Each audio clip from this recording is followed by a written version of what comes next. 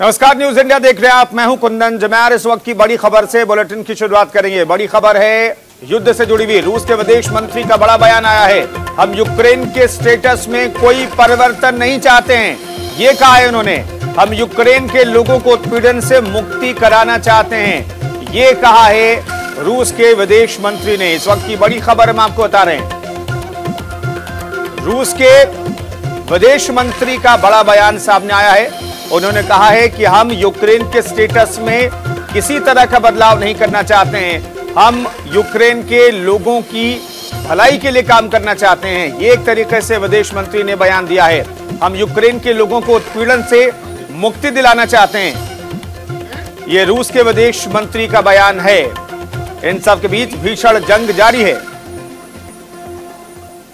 Gopal Singh defence expert हमारे साथ मौजूद हैं। गोपाल सिंह साहब, सबसे पहला तो इस पर रिएक्शन कि विदेश मंत्री ये कह रहे हैं रूस के कि हम स्टेटस को बदलना नहीं चाहते हैं, इसका मतलब क्या निकाला जाए? अभी यदि स्टेटस को बदला नहीं किया या बदलना नहीं चाहते, इसका मतलब यूक्रेन इंडिपेंडेंट है जी, और इंडिपेंडेंट रहेगा। लेकिन यदि इस तरह की बात वो कह रहे हैं तो फिर लड़ाई क्यों छेड़ी? जी, यानी यूक्रेन का स्टेटस बदलने का मतलब यह है कि वो पहले रशिया के साथ में था तो अभी भी रशिया के साथ में रहे, ये भी स्टेटस हो सकता है जी। तो अभी इसको समझना थोड़ा समय लगेगा समझने में, लेकिन क्योंकि तीन ऑप्शन है। यदि इंडिपेंडेंट है रहा है और स्वीडन से या जो दूसरे लोगों से जो उसको बचाना चाहते हैं, ये समझ में मेरे में खुद नहीं आ रहा। लेकिन नाटो के साथ में न जुड़े, इसके लिए ही सिर्फ ये बात कर युद्ध किया है जी, बिल्कुल ऐसा नहीं लगता। इसके आगे क्या मंशा हो सकती है? अभी देखिए आपको अभी जितने दिन ये निकल चर्चा कर रहे हैं, पुतिन के दिमाग को समझना बहुत मुश्किल है। रशिया के राष्ट्रपति जी के दिमाग को समझना बहुत ही मुश्किल है, और वो क्या चाह रहे हैं, क्या उनके ऑब्जेक्टिव हैं, किस तरीके से वो यानी इस युद्ध को आगे बढ़ाना चाहते हैं, कहां तक वो रुकेंगे, ये समझना अभी कुछ कहना शायद मेरी समझ से तो बाहर है जी। लेकिन इतना जरूर है कि यदि वो ऐसा कह रहे हैं कि यूक्रेन की जो स्थिति को हम बदलना नहीं चाहते, इसका मतलब यह है कि यूक्रेन रशिया के साथ में पहले था। जब कुछ देश गए यूएसएसआर के यानी समय से जब गए, उसके साथ में ये चला गया, दोबारा फिर अपने साथ में आ जाएगा। एक तो ऑप्शन ये है, यही समझना चाहिए। या दूसरा ये है कि भाई आप अपनी तरफ से रहिए, नाटो के साथ में मत मिलिए। लेकिन यदि मैं अपने अकेले इंडिपेंडेंट विचार से सोचूं, हाँ, तो यदि मुझे यदि तथाकथित स्थिति रखनी थी तो फिर मैं लड़ाई क्यों करता जी। या गोपाल सिंह साहब, आपको लगता है कि चूंकि अब कीव तक अब सेना पहुंच गई है, वहां पर रशिया अपना कंट्रोल रखेगा आने वाले कुछ सालों तक? आपको ऐसा लगता है? देखिए, ये कहने का तात्पर्य एक और जो मेरे विचार से बन रहा है वो ये कि कीव के अंदर जो सत्ता परिवर्तन करके जो वहां के रशिया के प्रो लोग हैं उनको उसमें बिठा करके और यूक्रेन के स्थिति को बरकरार रखा जाए। ये भी हो सकता है जो ये उनके विदेश मंत्री का जो बयान है, शायद उससे ये भी प्रतीत हो सकता है। लेकिन कब तक, और ये कब तक युद्ध चलेगा, किस स्थिति में करेंगे, ये समझना हमारे लिए बहुत जरूरी है। ये जो सीधी फाइट वाली सिचुएशन है जो दूसरे दिन बरकरार है, गोपाल सिंह साहब, मैं समझना चाहूंगा, हमारे दर्शक भी जानना चाहेंगे, आप राजधानी तक आपकी पहुंच हो गई है, आपने हवा में यानी कि एयरफील्ड पर एक तरीके से डोमिनेशन आपको ही दिखाई देती है, ग्राउंड पर डोमिनेशन की लड़ाई है अभी, ये सीधे जो लड़ाई चल रही है ये कितने दिनों तक ऐसी चलती रहेगी? फिर मैंने सवेरे भी कहा था, फिर अभी भी कह रहा हूं कि जब तक यूएस अपना रशिया का ऑब्जेक्टिव जो उन्होंने प्लान किया है, अब क्या प्लान किया है शॉर्ट टर्म, मीडियम टर्म और लॉन्ग टर्म, जो ऑब्जेक्टिव जब तक उनका कंप्लीट नहीं होता तब तक तो लड़ाई बंद नहीं करेंगे जी। लेकिन इस बयान से इतना जरूर साबित होता है कि क्या जो स्थिति है उस स्थिति को बरकरार रखने में, करने में ऑप्शन 3 मैंने जो बताए। नंबर 1 जो पहले रशिया के साथ में था तो रशिया के साथ में रहे भैया, अपना यानी हथियार डालो और हमारे साथ में ज्वाइन करो। दूसरा कि आप जिस स्थिति में हो लेकिन नाटो के साथ में नहीं जुड़ोगे। तीसरा यदि वैसे नहीं मानोगे तो हम युद्ध तो कर ही रहे हैं, वैसे ही ले लेंगे आपको जी। तो अब इसका क्या मायने निकाला जाए, कैसे निकाला जाए, ये ऑप्शन मेरे सामने आते हैं। लेकिन यदि तीनों में से कौन सा ऑप्शन, लड़ाई का तो चल ही रहा है जी। दूसरा आपस में बातचीत करने का ऑप्शन है, वो बातचीत में क्या किया जाएगा? बातचीत में यही जो इन्होंने इंडिकेशन दी है कि भैया हम आपका कोई बुरा नहीं करना चाहते लेकिन आप नाटो के साथ में नहीं जुड़ोगे जी और हमारे साथ में मेल मिलाप रखिए। ठीक है, तो अभी मैं आपको तो चंद एक पॉइंट आपको देना चाहता हूं जी कि जिस प्रकार से यूक्रेन ने भारत से मदद मांगी है कि आप जो है मदद करिए और इसमें इंटरवीन करिए। हमारे भारत के यशस्वी प्रधानमंत्री जो आज विश्व के एक बहुत बड़े नेताओं में गिने जा रहे हैं और भारत एक वैसा देश है कि जो कभी भी किसी दूसरे के ऊपर जिसने लड़ाई नहीं की, झगड़ा नहीं किया, ना ही एक्विजिशन की कोशिश की और वो शांति प्रिय देश और विश्व में वसुधैव कुटुंबकम की भावना लेकर के चलता है। लेकिन भारत के साथ में यूक्रेन ने क्या किया? 1998 में जब हमारा न्यूक्लियर का एक्सप्लोजन किया गया था उस वक्त इसने इसके खिलाफ बात की, इसको क्या नाम है, इसके न्यूक्लियर टेस्ट के खिलाफ बात करी थी। दूसरा भारत को जब क्या नाम है, यूनाइटेड नेशन सिक्योरिटी काउंसिल में यूक्रेन ने क्या किया और भारत क्या करेगा ये तो आप सेकेंडरी चीज है। उसके अलावा यूक्रेन का क्या होगा ये अपने आप में सबसे महत्वपूर्ण बात है। मैं आता हूं गौतम जी आपके पास, उस वक्त गोपाल जी मैं आता हूं दोबारा आपके पास। एक बड़ी खबर अपने दर्शकों को बता देते हैं। रूस के विदेश मंत्री सर्गी लेवरोव का बड़ा बयान आया, यूक्रेन अगर सरेंडर करे तो हम बातचीत के लिए तैयार हैं, ये कहा है। विदेश मंत्री ने कहा है कि यूक्रेन अगर बातचीत को राजी है और सरेंडर करता है तो हम बातचीत कर लेते हैं। यूएनएससी में रूस को भारत से समर्थन की उम्मीद भी है, विदेश मंत्री ने यह भी कहा है।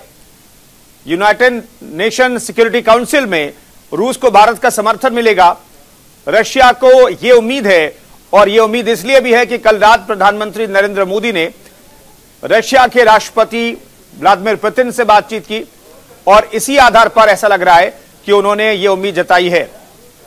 तो यह साफ तौर पर अब एक ऑप्शन दे दिया गया है रूस की तरफ से कि अगर यूक्रेन सरेंडर करे तो फिर हम बातचीत करेंगे, युद्ध शायद उस स्थिति में रोका जा सकता है। गोपाल सिंह साहब, यह एक ऑप्शन दिया गया है विदेश मंत्री की तरफ से, रशिया के विदेश मंत्री की तरफ से, आप पहले सरेंडर कीजिए। देखिए जो मैं कह रहा था, तीसरा ऑप्शन ये आ गया आपके सामने।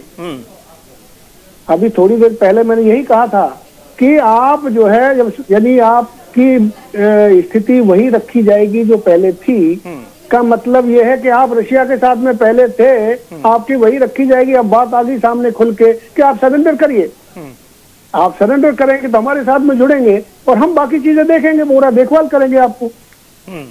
तो ये स्थिति आनी थी और आएगी। और लेकिन यूक्रेन के राष्ट्रपति का जो बार बार बयान आ रहा है कि हम आजादी के लिए लड़ रहे हैं, हम आजादी के लिए जान दे रहे हैं, आखिरी सांस तक लड़ना होगा हमें, वो ये कह रहे हैं कि हर एक यूक्रेनियन को हथियार उठाना होगा। ये जो रुख है, ये जो बयान है, इसके आधार पर लगता है क्या कि यूक्रेन सरेंडर करेगा, हथियार डालेगा? देखिए मैं फिर तो आपको याद दिलाना चाहता हूं 1971 वॉर की, जब दोनों फ्रंट पे भारत लड़ रहा था और विश्व की तमाम यूनिटें नेवी की जो है पहुंची हुई थी चारों तरफ, और वो स्थिति ये आ गई थी कहीं और ये भयावह न हो जाए। और उस स्थिति में जब पैराशूट रेजिमेंट ने ड्रॉप किया ढाका पे तो एकदम स्थिति बदली हो गई। और साइकोलॉजिकली जो बात कही है कि आप सरेंडर कर दीजिए, नहीं तो सारे आपकी सेना जो है ईस्ट में पाकिस्तान में खत्म हो जाएगी।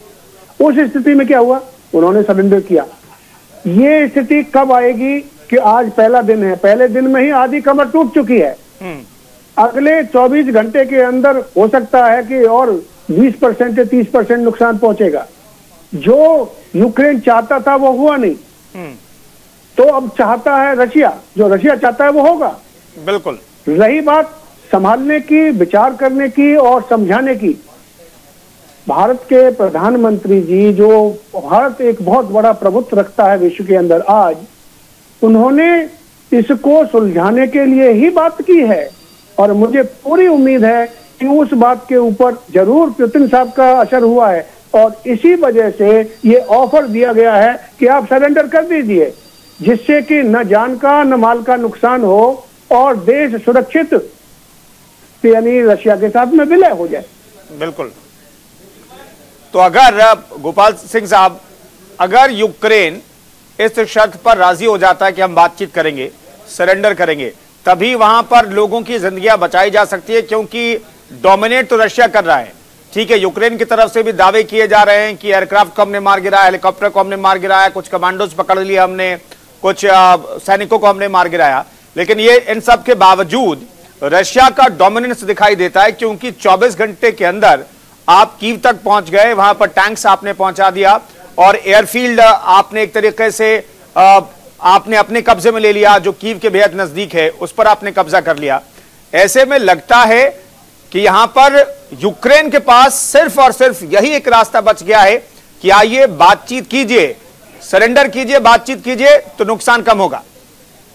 देखिए, कोई भी राष्ट्र अपने आप को डिफेंड करने के लिए अटैकर के ऊपर दबाव बनाने की कोशिश करता है। अब ये जानते हुए भी कि तकरीबन 4 गुना सेना रशिया के पास में है और यूक्रेन के पास में 1/4 सेना है या हथियार हैं या जो भी आप एयरक्राफ्ट ले लीजिए, गन्स ले लीजिए, टैंक ले लीजिए, मिसाइल्स ले लीजिए, पनडुब्बियां ले लीजिए, फाइटिंग एयरक्राफ्ट ले लीजिए, सब कुछ। और सेना भी 1/4 के बराबर, 2.5 लाख उनकी, 8.5 लाख उनकी है। तो कहने का तात्पर्य सिर्फ यह है कि अपने को डिफेंड करने के लिए यूक्रेन बहुत कुछ कह रहा है, लेकिन क्या वो चाहेगा कि उसकी जनता का सत्यानाश हो या उसको धराशायी किया जाए या उसको क्षति पहुंचाई जाए? कोई राष्ट्र नहीं चाहेगा। किस लिमिट तक वो दुश्मन से लड़ाई लड़ सकता है, जब वो लिमिट उसकी निकलने वाली होगी और उसके बाद में उसको सरेंडर करना ही पड़ेगा।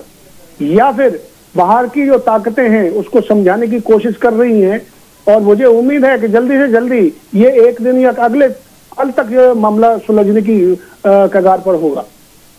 तो कल तक ये युद्ध किस तौर पर आप देख रहे हैं भोपाल जी?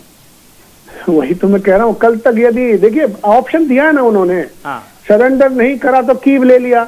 जब जो किसी भी देश की राजधानी होता है वो नर्वस सिस्टम होता है, बिल्कुल, वहां पर सारे पॉलिटिकल इंफ्रास्ट्रक्चर, आपका मिलिट्री इंफ्रास्ट्रक्चर, डिफेंस के सारे सब कुछ वहां से कार्रवाई होती है। यदि वो आपके हाथ में आ जाएगा तो कुछ यानी फिर यूक्रेन के राष्ट्रपति जी भी कैप्चर हो जाएंगे। बिल्कुल। और उस स्थिति में उनको तो सरेंडर करना पड़ेगा, या फिर बैठ करके बात करिए कि क्या, किस बात की आप बात कर रहे हो कि हमें या सरेंडर करने के बाद में हमारे साथ में आप क्या करोगे? यूक्रेन को मिलाओगे या रखोगे या नाटो से नहीं? तो वो सारे ऑप्शंस उसको देखने पड़ेंगे जी। और अभी तकरीबन 60 से 70% प्रेशर यूक्रेन के ऊपर ऑलरेडी आ चुका है, क्योंकि सपोर्ट वो जो मिलनी चाहिए थी, वो चाह रहे थे, समझ रहे थे, वो नहीं मिल रही है। नहीं गोपाल सिंह साहब, यही मैं समझना चाहता हूं, दर्शक में समझना चाहते हैं कि जब आप 1/4 भी नहीं है मिलिट्री पावर के हिसाब से, अगर हम देखें रशिया के सामने आप 1/4 भी नहीं है, मेरा सवाल यह है कि किस आधार पर यूक्रेन डटा रहा, किस आधार पर यह अश्योरेंस रशिया को नहीं दे पाया वो, या नहीं देना चाहता था कि नहीं हम नेटो में नहीं मिलेंगे, हमारी ऐसी कोई प्लानिंग नहीं है, अगले कुछ सालों तक तो मिलेंगे नहीं। अगर यह अश्योरेंस मिल जाता रशिया को तो शायद युद्ध की शुरुआत ही नहीं होती। इसके इतर मैं जानना चाहता हूं, कोई बैकअप प्लान था क्या यूक्रेन का? कोई बैकअप प्लान था जो कामयाब नहीं हो पाया? इस पर मैं बातचीत करूंगा। एक बड़ी खबर अपने दर्शकों को बता देते हैं, फिर गोपाल सिंह जी के पास मैं जाऊंगा। यूक्रेन के 18 टैंक और 7 रॉकेट सिस्टम तबाह किए गए, रूस ने यह दावा किया है। रूसी मिसाइलों ने 41 सैन्य वाहनों को भी निशाना बनाया है। यूक्रेन के कई शहरों में बज रहे खतरे के सायरन। रूस ने ब्रिटेन के लिए बंद कर दिया है अपना एयर स्पेस, यह भी बड़ी खबर है। यूक्रेन पर रूस के ताबड़तोड़ हमले जारी हैं और इसी हमले के तहत बहुत नुकसान पहुंचाया है यूक्रेन की सेना को रशिया ने, यह दावा किया जा रहा है। तो यूक्रेन और रूस के बीच युद्ध का आज दूसरा दिन है।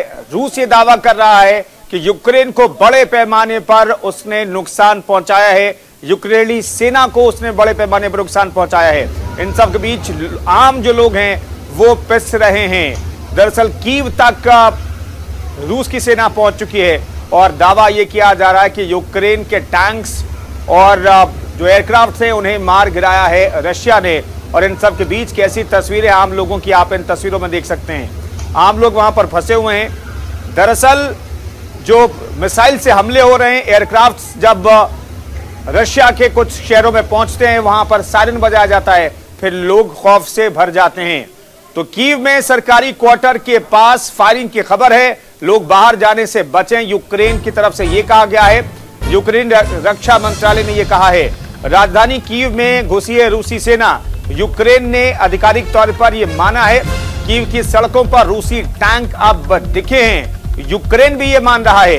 कीव में इमरजेंसी सायरन बज रहे हैं। इस वक्त की बड़ी खबर हम आपको बता रहे हैं। तो यूक्रेन के रक्षा मंत्रालय ने कहा है कि लोग अपने घरों में रहें। और जहां तक कीव का सवाल है, कीव में अब रूसी सेना पहुंच चुकी है।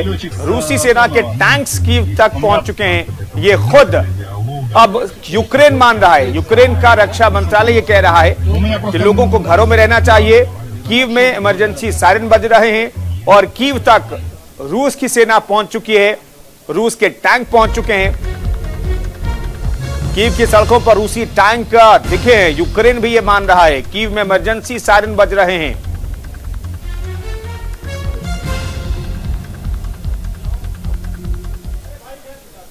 तो युद्ध का आज दूसरा दिन है। लोग विरोध प्रदर्शन भी कर रहे हैं। लोग चाह रहे हैं कि इस युद्ध को जल्द से जल्द बंद किया जाए, ये युद्ध जल्द से जल्द रुक जाए, लेकिन ऐसा होता हुआ नहीं दिखाई दे रहा है। फिलहाल हम आपको न्यूयॉर्क, लंदन, पेरिस और बर्लिन की तस्वीरें हम आपको दिखा रहे हैं। दुनिया में रूस के खिलाफ प्रदर्शन हो रहे हैं और इस तरीके से विदेशों में रूस के खिलाफ प्रदर्शन हो रहे हैं और कहा ये जा रहा है नो वॉर।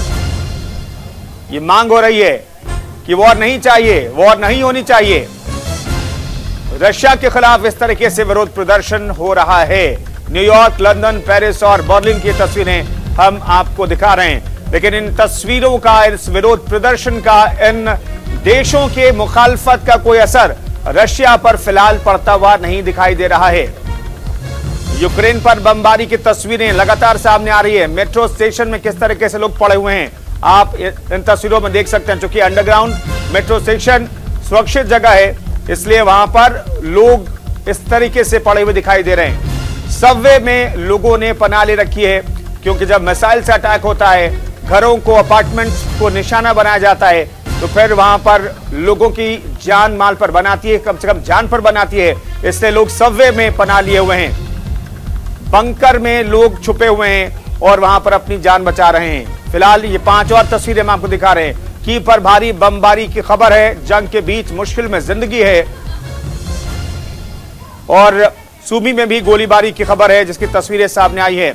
एक साथ 160 मिसाइल रशिया ने दागे हैं और एक बिल्डिंग जिस तरीके से तबाह हुई है उसकी तस्वीर भी आप देख सकते हैं दाहिनी तरफ नीचे की ओर।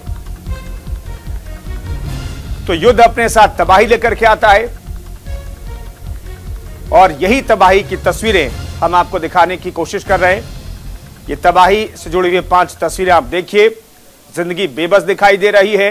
हर तरफ आग के गोले दिखाई दे रहे हैं। बम और गोलियों की आवाज सुनाई दे रही है, चीख पुकार है, इमरजेंसी सायरन की आवाज सुनाई दे रही है। तो ये 5 तस्वीरें यूक्रेन से जुड़ी हुई। और यहां पर देखिए टैंक जब शहर में घुसे तब की स्थिति क्या थी। यहां पर देखिए एक टैंक है, वो यहां पर शहर में घुसता हुआ दिखाई दे रहा है। तो यूक्रेन भी अब मान रहा है कि कीव तक रूस के जो टैंक हैं वो पहुंच चुके हैं। न्यूक्लियर प्लांट पर भी कब्जा कर लिया है।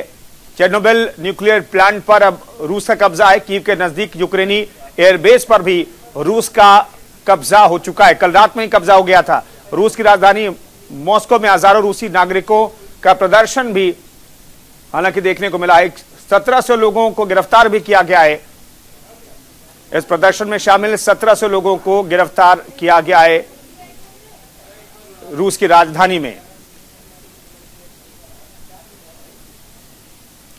तो दावे क्या किए जा रहे हैं?